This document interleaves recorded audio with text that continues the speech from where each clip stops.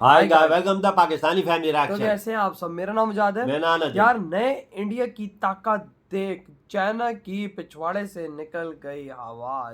China दम दबाकर भारत से भाग उठा। अच्छा यार, देखा जाए वजह इंडिया सुपर पावर बन चुका है इस यार टाइम भाई पे, बट चाइना सिर्फ इंडिया से ही डरता है एशिया में। ये तो बात 100% करेक्ट है। तो भाई वॉच करता है नए इंडिया की ताकत देकर कैसे चाइना की हवा निकली है। तो भाई वॉच करते करते स्टार्ट। एक चीज जिसमें चीन ने महारत हासिल की हुई है वो है दूसरों की टेरिटरी में जबरदस्ती घुसना और दावा करना कि वो उनकी है। वो ऐसे छोटे डेवलपिंग नेशंस को टारगेट करता है जो उसके पड़ोसी हैं, क्योंकि उसको पता है कि उनके मिलिट्री चीन से लड़ने में उतनी ताकतवर नहीं है। ये चीन के ताइवान और फिलीपींस पे बढ़ते दबाव से साफ देखा जा सकता है।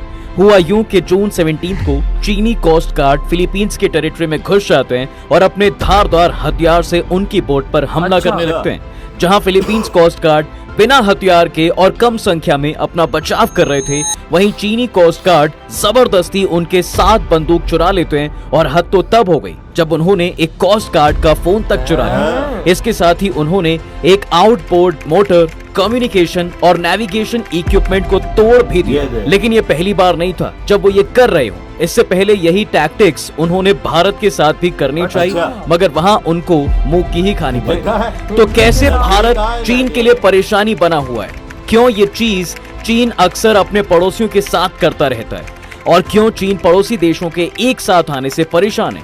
चलिए जानते हैं। 2017 में चीन चुपके से डोकलाम के बॉर्डर पर रोड्स बनाना शुरू कर देता है और इसके साथ ही वो वहां पहले से बनी रोड्स को भी भूटान के पास कंस्ट्रक्ट करने लगता है। भूटान जैसे कि एक छोटा देश है, इसलिए वो अपनी सुरक्षा के लिए भारत से हेल्प लेता है। तभी के तभी भारत सरकार भी इस पे कार्रवाई करती है और डोकलाम पे अपने 270 सोल्जर्स भेज देती है। ये सोल्जर्स अपने साथ कुछ वेपन्स और 2 बुलडोजर्स के साथ वहां पर जाते हैं ताकि चाइनीज सोल्जर्स को रोका जा सके। भारतीय सैनिक वहां से हटते नहीं हैं और अपना तंबू लगा के बैठ जाते हैं। देखते देखते चाइनीज और इंडियन सोल्जर्स को ऐसे ही कई महीने बीत जाते हैं। लेकिन थोड़े महीनों बाद भारत सबसे पहला मूव लेता है और अपनी ओरिजिनल पोस्ट डोकलाम पर चले जाता है, जो कि भूटानीज बॉर्डर से 500 मीटर की दूरी पर है। इसके बाद चीन भी वहां से हट जाता है और रोड की कंस्ट्रक्शन को रोक देता है। पीसफुली मिड जून तक ये मैटर बिना खून खराबे के सॉल्व हो जाता है। लेकिन चीन तो चीन ही रहेगा और उस पर भरोसा करना मुश्किल ही नहीं, नामुमकिन। 5 मई 2020 को चीन और भारतीय सैनिकों के बीच सीनो इंडियन बॉर्डर्स पर अलग अलग जगह हाथापाई होने लगती है। पैंगोंग लेक, तिब्बत बॉर्डर और मई के एंड तक लाइन ऑफ एक्चुअल कंट्रोल पर हालात काफी खराब हो चुके थे, जिसके बाद भारत और चीन दोनों ने काफी सोल्जर्स बॉर्डर पर डिप्लॉय कर दिए, क्योंकि चीन यहाँ भी इंडियन टेरिटरी में कब्जा करने के फिराक में था।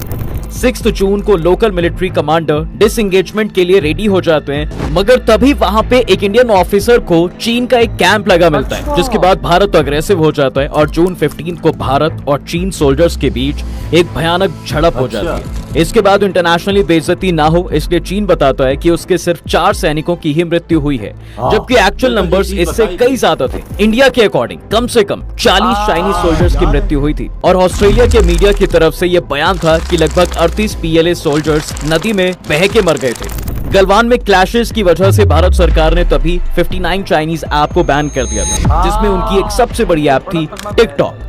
7 सितंबर 2020 को भी PLA जबरदस्ती भारत को प्रोवोक करने की कोशिश करता है और 60 PLA सोल्जर्स रोड्स और कील लगे हुए हथियारों के साथ भारतीय सैनिकों से भिड़ने लगे।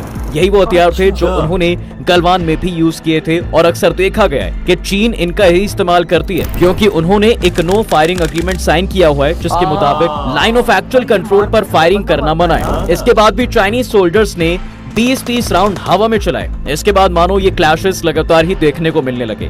चाइनीज सोल्जर्स ने तवांग में भारत की टेरिटरी में घुसने की कोशिश की थी, जहां पर भारतीय सोल्जर्स ने लाठी और पत्थरों की मदद से उनको पीछे खदेड़ा। ये एक दिन की बात नहीं है, अब ये चीन लगातार कई बार करता रहता है। मगर भारत एक ऐसा देश है जिसने उसकी नाक में दम कर रखा है, लेकिन वहीं ये अपनी छोटी नेबरिंग कंट्रीज को एकदम गुलाबों की तरह ट्रीट करता है और बार बार उनकी टेरिटरी में घुस के घुसपैठ भी करता है, क्योंकि चीन का मानना है कि जो उसका है वो उसका है ही, लेकिन जो उसका नहीं भी है चीन उन सबको भी नेगोशिएबल मानता है। इसका डायरेक्ट मतलब ये है कि जो एरिया उसका नहीं है उसे भी वो कभी ना कभी ले ही लेगा। चीन आज दुनिया भर में एक सुपर पावर बनना चाहता है और दूसरों को अपने नीचे दबा हुआ देखना चाहता है। उसका मानना है कि वो जैसा चाहे वैसा ही उसके आसपास के देश करें और उसकी जी हजूरी करें। अगर भूटान की बात करें तो चीन उसके साथ एक 477 किलोमीटर की बॉर्डर शेयर करता है। वैसे तो चीन और भूटान कोई डिप्लोमेटिक रिलेशनशिप शेयर नहीं करते, लेकिन अब तक इन दोनों के बीच बॉर्डर डिस्प्यूट्स को रिजॉल्व करने के लिए इनके बीच 24 राउंड्स ऑफ बाउंड्री टॉक्स हो चुकी हैं। असल में भूटान पहले तिब्बत के साथ बहुत स्ट्रॉन्ग कल्चरल, हिस्टोरिकल, रिलीजियस और इकोनॉमिक रिलेशनशिप शेयर करता है, लेकिन चीन ने जब तिब्बत को जबरदस्ती कैप्चर किया, जहां वेस्टर्न तिब्बत में भूटान के कई एनक्लेव्स थे, उन्हें चीन ने जबरदस्ती ले लिया और आज वो भूटान को भी तिब्बत का पार्ट ही बताता है। इसलिए कई बार इन बॉर्डर्स पर आए दिन डिस्प्यूट्स होते रहते हैं। वहीं भूटान से सटे नेपाल में कुछ टाइम पहले ही चीन ने अपनी सलामी स्लाइस स्ट्रैटेजी का यूज करते हुए नेपाल के 36 हेक्टेयर लैंड को अपना बना लिया है। ये एनक्रोचमेंट इतना बड़ा है कि इस बॉर्डर में आने वाले 15 डिस्ट्रिक्ट्स में से 7 डिस्ट्रिक्ट्स चीन ने अपने अंडर ले लिए।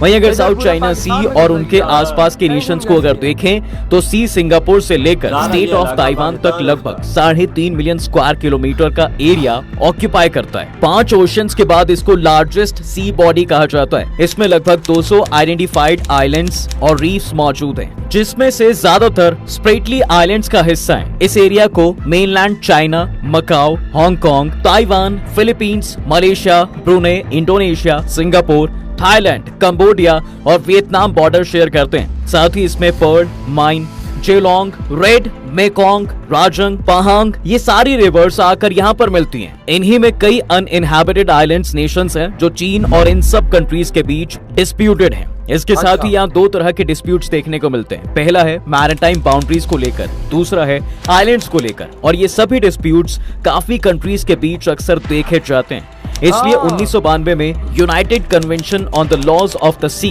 यानी UNCLOs ने कंट्रीज की एक्सक्लूसिव इकोनॉमिक जोन को टेरिटोरियल वाटर्स के बियॉन्ड 200 मीटर तक एक्सटेंड किया। इसलिए साउथ चाइना सी के कोस्टल कंट्रीज के स्पेशल इकोनॉमिक जोन आपस में ओवरलैप या क्लैश करते हैं। लेकिन चीन अकेले एक ऐसी कंट्री है जो अपनी 9 डैश लाइन के तहत इस बॉडी का सबसे ज्यादा एरिया क्लेम करता है। इसमें ब्रुनेई, इंडोनेशिया, मलेशिया, फिलीपींस और वियतनाम भी इसे अपनी एक्सक्लूसिव इकोनॉमिक जोन क्लेम करता है। वहीं वियतनामीज कोस्ट की मैरीटाइम बाउंड्री चीन, ताइवान और वियतनाम के बीच डिस्प्यूटेड है। बोर्नियो की नॉर्दर्न मैरीटाइम बाउंड्री चीन, मलेशिया, ब्रुनेई, फिलीपींस और ताइवान के बीच डिस्प्यूटेड है। नाटूना आइलैंड्स के नॉर्दर्न बॉर्डर्स चीन, इंडोनेशिया, ताइवान और वियतनाम के बीच कॉन्फ्लिक्टेड है। पलवन और ल्यूजोन की मैरीटाइम बाउंड्री चीन, फिलीपींस और ताइवान के बीच क्लैश करती है। ये सभी डिस्प्यूट्स इन कोस्टल नेशंस के बीच बहुत से वायलेंट क्लैशेस का हिस्सा बने, लेकिन चीन अपनी गनबोट डिप्लोमेसी और आर्टिफिशियल आइलैंड की कंस्ट्रक्शन के थ्रू इस रीजन का सबसे अग्रेसिव प्लेयर बनकर उभरा है। लेकिन भारत के साथ साथ आज ये सारे पड़ोसी देश एक साथ मिलकर चीन को काउंटर अटैक कर रहे हैं, जिसकी वजह से चीन ज्यादा ही परेशान हो चुका है। अगर देखा जाए तो कहीं ना कहीं अमेरिका भी इन एशियन कंट्रीज का साथ दे ही रहा है। जैसे कि यूएस की नैन्सी पेलोसी सबसे पहले ताइवान गई, जिसके बाद चीन काफी ज्यादा अग्रेसिव हो गया था और उसने इस पे नाराजगी भी जाहिर की। वहीं नैन्सी पेलोसी फिर एक बार एशियन कंट्री का दौरा करती हैं और इस बार वो भारत आई, जहां उन्होंने यूएस डेलीगेट्स के साथ धर्मशाला में दलाई लामा से मुलाकात की थी। इसके बाद चीन भारत पे काफी एलिगेशंस लगाने लगा और इस मीटिंग को गलत ठहराने लगा। भारत भी इन स्टेटमेंट को लाइटली लेता है और वो अरुणाचल में भी कई सारे डैम्स बनाने का प्रोजेक्ट अनाउंस कर देता है। इसके साथ ही भारत में जो G20 समिट हुआ था उसमें चीन नहीं आया। उसका कहना था बॉर्डर इश्यूज की वजह से वो इसमें पार्टिसिपेट नहीं करेगा। इसके जवाब में पीएम मोदी ने भी शंघाई कोऑपरेशन ऑर्गेनाइजेशन समिट में पार्टिसिपेट नहीं किया और चीन को मुंह तोड़ जवाब दिया गया। इसके साथ ही रशिया, जो कि चीन का एक अच्छा साथी माना जा रहा है, वो भारत का भी मिलिट्री इक्विपमेंट्स में काफी ज्यादा सपोर्ट करता है। अभी अभी उसने भारत को ब्रह्मोस मिसाइल दिया था, जो कि भारत और रशिया के बीच में एक जॉइंट वेंचर था और भारत ने इसको रशिया के साथ मिलकर डेवलप किया है। ब्रह्मोस एक एंटी शिप क्रूज मिसाइल है जिसको बेस्ट शिप किलिंग वेपन्स में इंक्लूड किया गया है। अब यही वेपन भारत फिलीपींस को दे रहा है, जिससे अब साउथ चाइना सी की जंग अब और इंटरेस्टिंग बनती जा रही है। इसके साथ ही भारत की नेवी की 3 शिप्स ने साउथ चाइना सी में अभी एक स्ट्रेटेजिक मिशन किया। इसमें नेवी की 3 शिप्स, एक डिस्ट्रॉयर, एक फ्लीट टैंकर और एक एंटी सबमरीन कवर्ड शामिल थे। इनके डिप्लॉयमेंट के बाद ये वेसल साउथ चाइना सी के की पोर्ट्स पे गई, पहले सिंगापुर, फिर मलेशिया, वियतनाम, फिलीपींस और लास्ट में ब्रुनेई। इसके साथ ही भारत चीन को एक क्लियर मैसेज भेज रहा है कि वो उससे नहीं डरता और जिस सी को वो क्लेम करता है वहां भारत की नेवी कभी भी आ जा सकती है और वो इतनी ताकत रखते हैं कि चीन के पड़ोसी देश भी आज भारत के साथ हैं। जापान भी साउथ चाइना सी में चीन के बढ़ते पावर की वजह से अचानक ही अपना मिलिट्री बजट बढ़ा देता है। उसने अपना मिलिट्री बजट 1/4 से अधिक बढ़ाकर $51.4 बिलियन कर दिया है। इसके साथ ही रिसेंटली फिलीपींस और जापान ने एक महत्वपूर्ण सैन्य समझौते पर हस्ताक्षर किया जिसमें एक दूसरे की धरती पर अपनी सेना की तैनाती की अनुमति दी गई। केवल साउथ एशियन कंट्रीज ही नहीं बल्कि साउथ चाइना सी के लिए और भी कंट्रीज चीन से लड़ने के लिए आगे आ रही हैं, क्योंकि स्ट्रेट ऑफ मलक्का एक ऐसा रूट है जहां से कई सारी कंट्रीज का ट्रेड पास होके जाता है। अगर चीन इसे कंट्रोल कर लेता है तो दूसरी कंट्रीज के लिए भी ये प्रॉब्लम बन सकती है।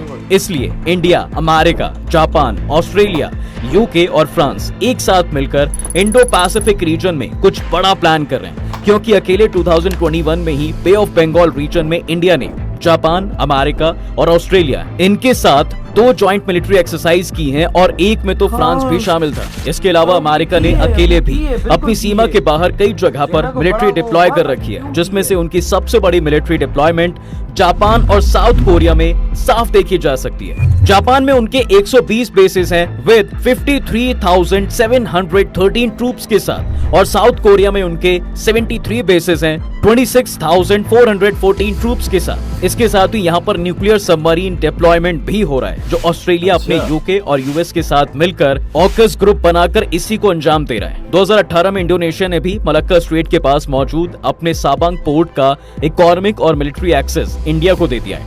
इंडिया ने म्यांमार से बात करके उसके साथ Kaladan multi modal transit transport project finalize किया है। इस प्रोजेक्ट के अंतर्गत एक तरफ कोलकाता म्यांमार के सितवे पोर्ट से डायरेक्टली कनेक्ट होने वाला है बाय सीवेज और 2023 से ऑपरेशनल भी हो चुका है और दूसरी तरफ सितवे पोर्ट को ऊपर मिजोरम से बाय रोड भी कनेक्ट किया जा रहा है as an alternate road route. India ने इंडो पैसिफिक रीजन में अमेरिका के इंपॉर्टेंस को देखते हुए 2015 में उनके साथ एक joint strategic vision pact sign किया है, जिसके अंतर्गत उन्होंने रिकॉग्नाइज किया है कि चाइनीज डोमिनेंस सिर्फ एक ही चीज से कम हो सकती है और वो है साउथ ईस्ट एशिया देश का डेवलपमेंट, क्योंकि इस कम डेवलपमेंट की वजह से ही वो चीन के डेड ट्रैप में फंस सकते हैं। इसलिए इंडिया और अमेरिका मिलकर इन देशों की सिक्योरिटी और इकोनॉमिक डेवलपमेंट की रिस्पॉन्सिबिलिटी लेने वाले हैं और अब इंडिया इंडो पैसिफिक रीजन को लेकर उसके साथ इंडिविजुअल डील्स तो कर ही रहे हैं, लेकिन साथ ही साथ मल्टी कंट्रीज एसोसिएशन भी बना रहा है, जैसे कि क्वाड्रिलेटरल सिक्योरिटी डायलॉग यानी की क्वाड। यहाँ पर इंडिया 3 देश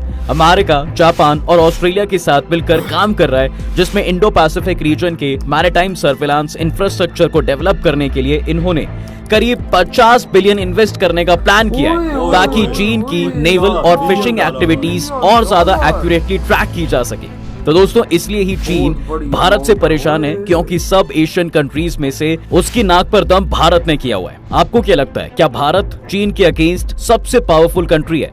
कमेंट्स में जरूर बताएं। तब तक इधर हुई वीडियो खत्म। वाक्य में भाई साहब भारत ने चाइना की नाक में दम किया हुआ है। चाइना भारत से भिड़ते हुए 1000 बार सोचता है कि मैं इंडिया से भिड़ूं कि ना भिड़ूं, क्योंकि अगर वो भिड़ गया तो उसको मुंह की खानी पड़ेगी।